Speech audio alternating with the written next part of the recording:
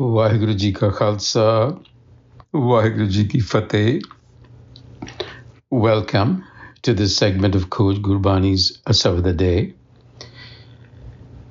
The recitation is the 11th paudi or stanza of Gujari Ki War Mahalla Tija, composition of the third Nanak. It has 2 saloks attached to it, and as has been our practice, we will do 1 salok at a time and then the paudi. Salok Mahalla Tija. Gurmukh Dhian Sahaj Dhun Upajai, Sach Naam Chit Laya. Gurmukh Andan Rahe Rang Rata, Har Ka Naam Mane Paya. Gurmukh Har Vekh Hai, Gurmukh Har Bol Hai. Gurmukh Har Sahaj Rang Laya. Nanak Gurmukh Gyan Prapt Hove, Timar Agyan Adher Chukaya. Jisno Karm Hove Tur Pura, Tin Gurmukh Har Naam Te Aaya. So in this first salok, 3 of the 5 lines begin with the word Gurmukh. Gurmukh with a vowel sign, syari, which indicates that it is an adverb of a noun. So the word Gurmukh in Gurbani is used often simultaneously as a noun and as a verb, and it indicates a process. The process is called Gurmukh, meaning from the mouth of the Guru. And from the mouth of the Guru emerges the Guru's speech. That speech is what Gurbani refers to as sabad, sound. So the Guru's mouth emanates sabad, which is wisdom. And Gurmukh is also a noun in the sense that anyone who follows the process called Gurmukh is a Gurmukh. In other words, this individual or being is attending to the voice of the Guru, is heeding the Guru's call. So there here, the first line, it says, Gurmukh Dhian Sahaj Dhun Upajai. Gurmukh. So when one heeds Gurmukh, because it has that vowel sign, indicates an activity that has happened. Gurmukh Dhian Sahaj Dhun Upajai. When one heeds the Guru's call, then Sahaj. Sahaj is tranquility, spontaneity, equipoise. Then what happens? Sahaj. The mind settles, becomes tranquil, becomes relaxed when you listen to the speech of the Guru, the sabad of the Guru. When it becomes quiet, meaning the waves of thought quieten down, then what happens? Dhun Upajai. Dhun means, again, sound. What is this sound?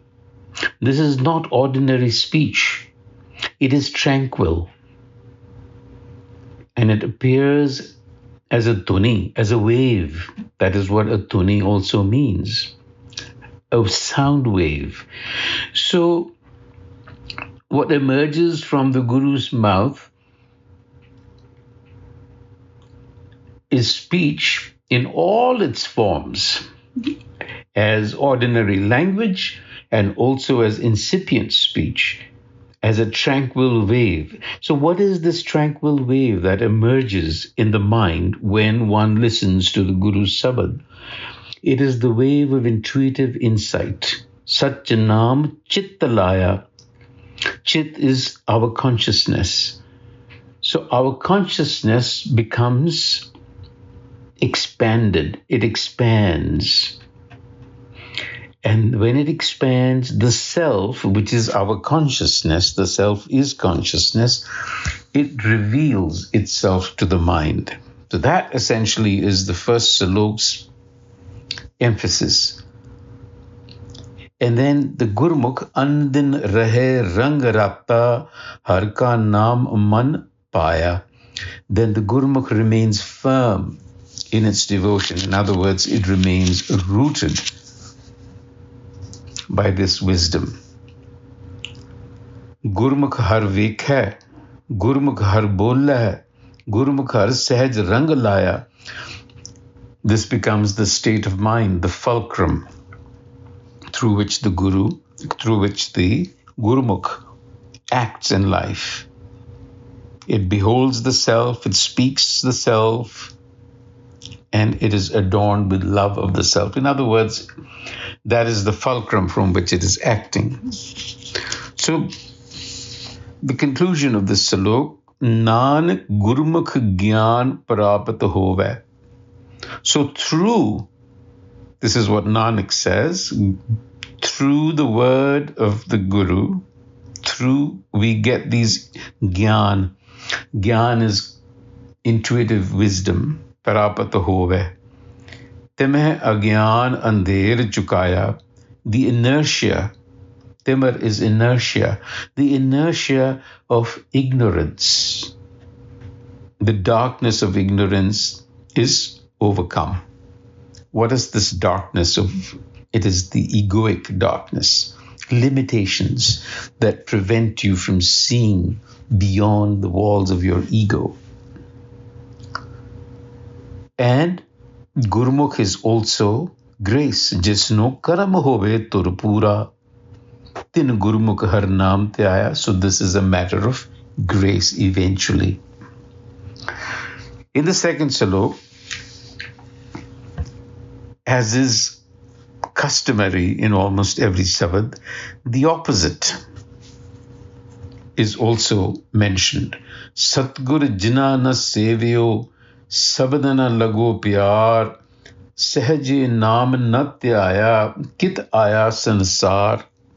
So, those who do not heed the call of the Guru and have not embraced the love of wisdom, the Guru is questioning their very coming to this world.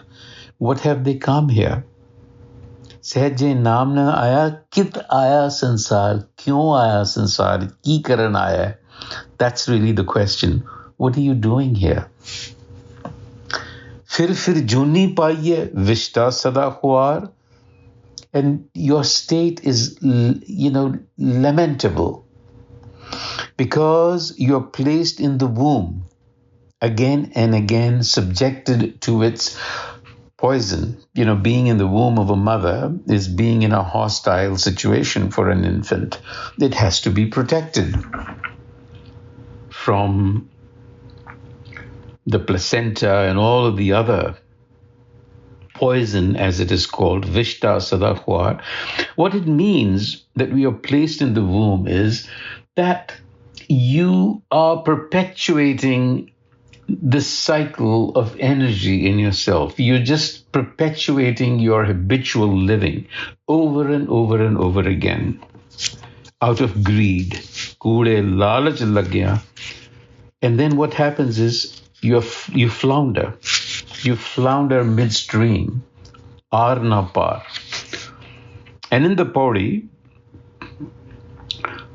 Bhagat sache dar sohande sache sabd rahai, har ki preet tin upaji, har prem kasai, har rang rahe sada rang rate, rasna har ras pyai.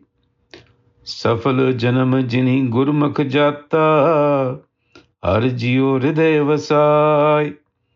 Baj guru phire bil ladi, duje pae khuai. So, in the Pauri, we essentially want to go to the last two lines because generally that's where the essence of the message is. Safal janam jini gurmukh jata har jiyo hriday vasai. Safal janam. So, how does one measure a successful life? Safal janam. So, the answer that the Guru gives is Jini Gurmukh Jata Harjiyo Hriday Vasai. That's the answer. How does one measure the success of a life or a successful life for that matter? They who have lived by the teachings of the Guru, Jini Gurmukh Jata, and implanted the self in their hearts. Harjiyo Hriday Vasaya. What that means is that they are living, as we talked about in the first salok, their consciousness is expanded. That is a successful life. And this is the central theme of Gurmat, that only instruction received from the mouth of a teacher, mentor, Gurmukh, has the potency to bring about genuine inner growth. So at the root of Gurmat is the Guru's initiation of a disciple into an apprenticeship, a master-disciple relationship. And without the guidance of the Guru, Baj Guru, Guru Amar Das Ji warns us that one wanders in the wilderness of duality, duje pae khwai. So, Bhagat Sache Dar Sohde, that's how the Pauri begins. Sache Sabad Rahai, because devotees, they appear very attractive at the doorway to the self. They're attracted to the self, and the self is attracted to them. Because Sache Sabad Rahai, because they have paid attention to the Sabad. Har ki Pritin Upajai, har prem kasai, they are in a tight embrace with the self.